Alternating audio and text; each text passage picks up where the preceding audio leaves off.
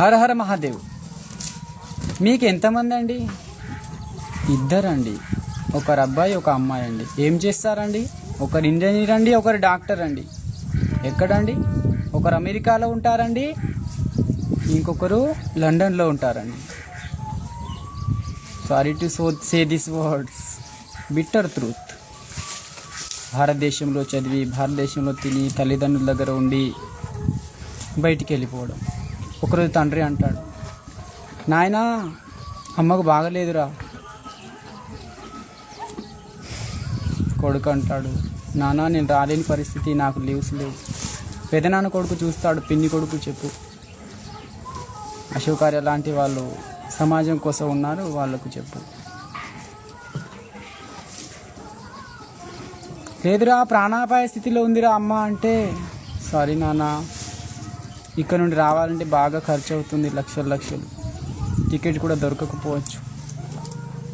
అంతిమ సంస్కారం చేయించండి ఏమైనా అయితే.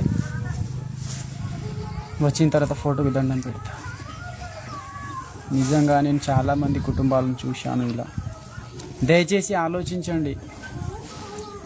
ఇక్కడ చదివించి మీ దగ్గర ఉంచుకోండి మీ పిల్లల్ని.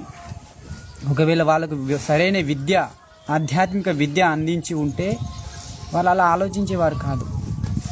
నవమాసాలు మోసి కని పెంచి చదివించి ఉత్తమ స్థాయికి తీసుకెళ్తే భార్య పిల్లలతో విదేశాలను సెటిల్ అవుతున్నారు. దయచేసి అలా కావద్దు. విద్య సరైన అంది ఉంటే, భారతీయ విద్యా విధానం ఉంటే, ఒకటి చెప్తుంది, విద్యా దదాతి వినయం, వినయం ఆప్నోతి పాత్రతాం ధనం ఆప్నోతి. అటువంటి ధనం ధర్మం సుఖం మార్గంలో ఇస్తుంది. తల్లిదండ్రులు ఆలోచించండి. భారతదేశంలోనే ఉంచండి, మీ పక్కన ఉంచండి. నేను కూడా ఒక బ్రహ్మచారినై ఉండి నా తల్లిదండ్రుల సేవలు నేను కూడా చేస్తాను. సమాజ సేవతో బయట తిరుగుతూ నా తల్లిదండ్రులను కూడా చూసుకుంటాను. ఇక కొందరు నన్ను అంటారు, అశోకార్య గారు మీరు పెళ్లి చేసుకుండా ఉంటారా? ఎట్లండి, మళ్ళీ మీ భవిష్యత్తు ఏమవుతుంది? పిల్లలు లేకపోతే మిమ్మల్ని పెంచి పోషిస్తారు ఎవరు? భార్య లేకపోతే. మరి మీరు పెళ్లి చేసుకొని ఏం ఉద్ధరిస్తున్నారు?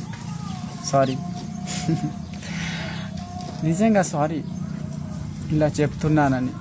మీరు కూడా పెళ్లి చేసుకున్నారు, మీకు పిల్లలు ఉన్నారు. మీ పిల్లలు ఎక్కడున్నారు?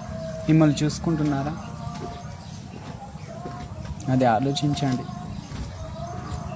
నేనైతే ఎంతోమందికి సేవలు చేయగలను.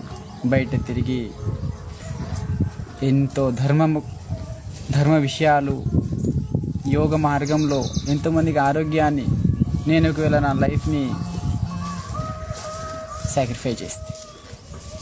సరే, ఇవాళ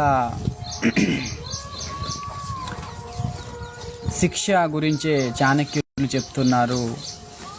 మూర్ఖ శిష్యోపదేశేన దుష్ట స్త్రీ భరణేన చ దుఃఖితై సంప్రయోగేన పండితోప్యవసీదతి. ఏమంటున్నారు అర్థం శబ్దం? मूर्ख शिष्य के पढ़ाने से, दुष्ट स्त्री का भरण पोषण करने से और दुखी जनों के साथ व्यवहार करने से बुद्धिमान व्यक्ति भी दुख उठाता है. कहा गया है कि उपदेश से मूर्ख कुसित ही होते हैं, शांत नहीं होते. सर्पों को दूध पिलाने से उनका विष ही बढ़ता है. నిజమే, నేను కూడా ఈ మధ్య అప్డేట్ అయ్యాను. మూర్ఖులతో వాదించి లాభం లేదు, వంకర బుద్ధితో వెళ్తారు. ఎంత మంచి చెప్పా, మనం చెప్పేది వాళ్ళ మంచి కోసమే, అయినా వంకర బుద్ధితో నాకు కూడా తెలిసింది. మూర్ఖ శిష్యోపదేశన కోయి లాభ నహీ మూర్ఖోं को कुछ बोलने से. ఏమంటున్నారు? మూర్ఖ శిష్యుకి పడానేసి. చూస్తున్నాం టీచర్లు కొడుతున్నారు పిల్లల్ని. ఎందుకు కొడతారు? ఒక తల్లిదండ్రులు పిల్లని కొడతారు. ఎందుకు కొడతారు? పిల్లలు మంచి మార్గంలో నడవాలి అని. ఒక బండని చెక్కుతారు, బండకి గాయం తగులుతుంది. ఎందుకు? మూర్తి తయారవుతుంది. దేవాలయంలో ప్రాణప్రతిష్ఠ చేస్తారు. మట్టిని తొక్కుతున్నారు కుమ్మరి వాళ్ళు. కుండ ఎంతో మందికి చల్లటి నీరు తాగిస్తుంది. ఇటుకల మట్టి తొక్కుతున్నారు, ఇటుక భట్టిని కాలుస్తున్నారు. మంచి భవన నిర్మాణం జరుగుతుంది. అందుకే పిల్లలు చాలామంది చూస్తున్నాం టీచర్ కొడుతున్నాడు తిడుతున్నాడని వంకర బుద్ధితో చదువుని మానేస్తున్నారు. తల్లిదండ్రులకు ఏదో చెప్తున్నారు.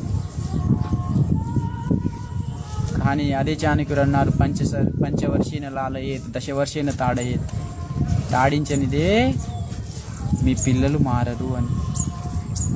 అందుకే అటువంటి మూర్ఖ శిష్యులకు పడాने से कोई फायदा नहीं, दुख उठाना पड़ता है దుష్ట స్త్రీ కా భరణ పోషణ करने से. దుష్ట స్త్రీ, ఇక్కడ స్త్రీ అంటే భార్య, తల్లి కాదు. దుష్ట స్త్రీలు అంటే మీకు కూడా తెలుసు. వాళ్ళకు మీరు ఎంత మంచి చేయాలనుకున్నా కొందరు స్వార్థం కోసం వాళ్ళని నింపుతూ ఉంటారు. ప్రేమ ఆప్యాయతలు, ఇది ప్రేమ ఆప్యాయతలు కాదు, అదొక మోహము. దానికోసము భరణ పోషణ చేస్తూ ఉంటారు, కుటుంబాన్ని వదిలి కూడా కొందరు సమాజంలో వింటూ ఉంటాం. दुष्ट स्त्री भरने से कोई लाभ नहीं. दुखी जनों के साथ व्यवहार करने से बुद्धिमान व्यक्ति भी, दुखी जनों के साथ व्यवहार करने से बुद्धिमान व्यक्ति भी दुख उठाता है. అందుకే దుఃఖంలో ఉన్న వాళ్ళను మనం ఉద్ధరించాలని చూస్తే జాలిపడి మనం కూడా దుఃఖానికి లోనవుతాం. అటువంటి వాళ్ళని కొందరిని వదిలేస్తే మంచిది అని చెప్తున్నారు చాణక్యులు. कहा गया है कि उपदेश से मूर्ख कुशित ही होता है. ఎవరైనా మూర్ఖునికి, వంకర బుద్ధినికి, ఇంకా ఎవరికైనా వేస్ట్ గాళ్లకు మనం ఎంత చెప్పినా వినరు. మనం చెప్పేది వాళ్ళ కోసమే కావచ్చు, కానీ వినరు. వంకర బుద్ధితో వెళ్తారు.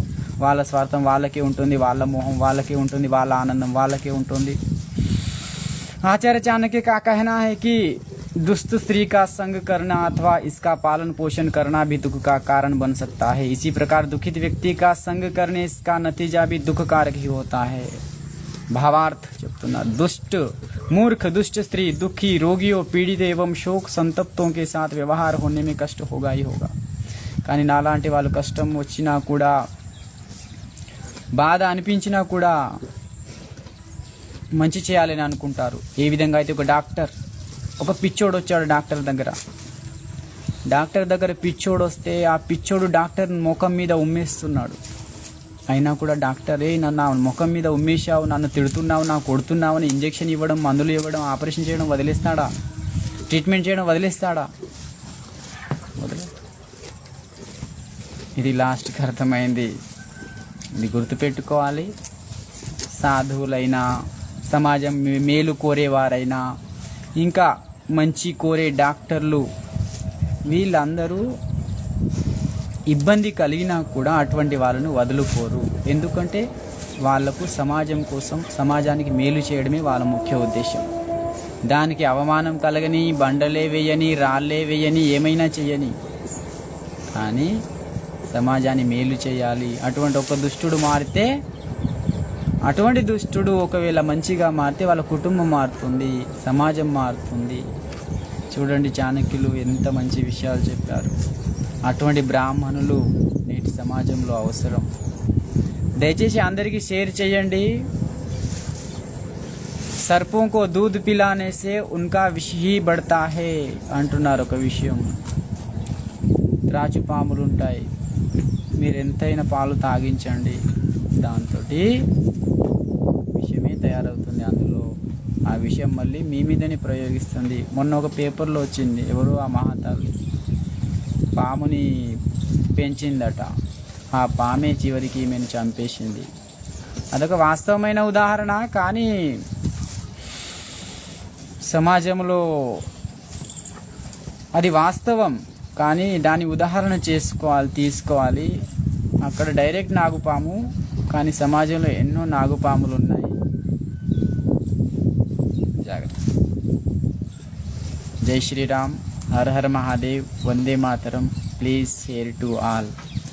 10 మందికి మంచి ఒక విషయం తెలిస్తే వాళ్ళ జీవితం మారిపోవచ్చు. Thanks, very very thankful to you Acharya Chanakya, Vishnugupta, Kautilya. प्रणाम.